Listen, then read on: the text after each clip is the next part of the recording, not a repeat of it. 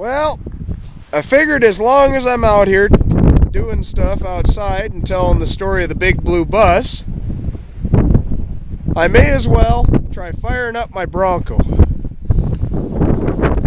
This Bronco is an 87. It's got a 302 in it. It's an Eddie Bauer. As you can see, it's in pretty decent shape, really. Paint's a little oxidized. And the inside's an absolute wreck, because when I parked it, I just kind of did just exactly that and parked it. And I was driving it for work, and so you can see the seat's got sugar on it from the sugar factory. But other than that, you know, it's in really good shape. Picked it up for $300 and was driving it. Anyways, so I figure we'll pop a battery in it and see if it'll fire up.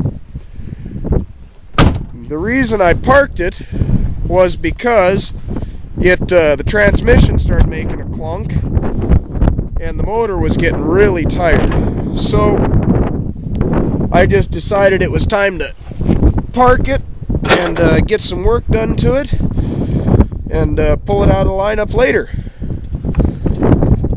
Been an excellent vehicle for me. I can't believe I got it for what I did.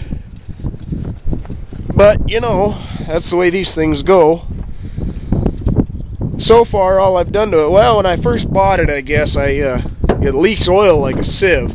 When I first bought it, the transmission was leaking. And so I just kept driving it, figured I'd get around to fixing it eventually. And I was up checking pasture at our Fallon ranch. And lo and behold, the transmission started just pouring out fluid.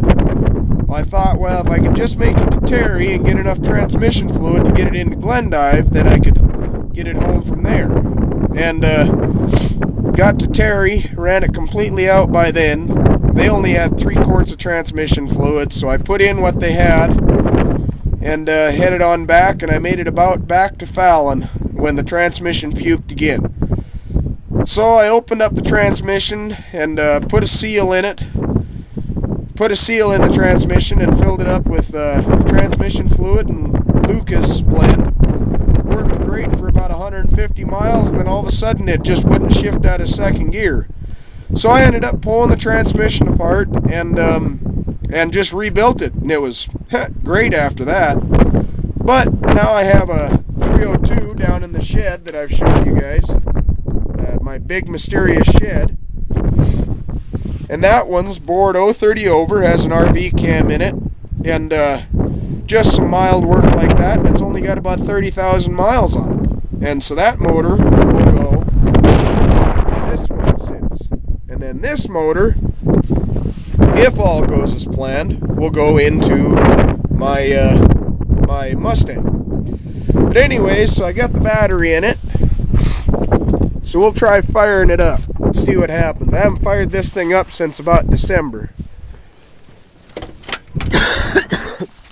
I don't think it's got hardly any gas in it. Whoa! Oh, there we go. Okay, see what happens. Oh, I got a bad connection.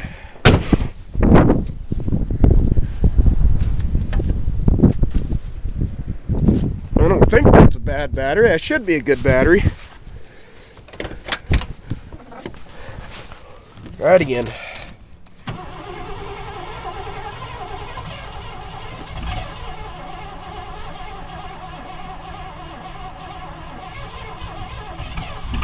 There it goes. Oh yeah! How about that?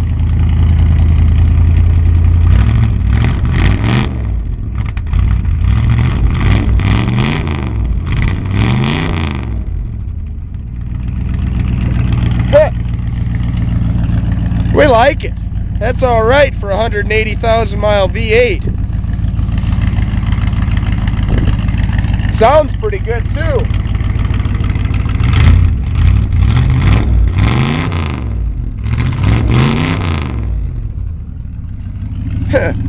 Too bad it smokes like it does.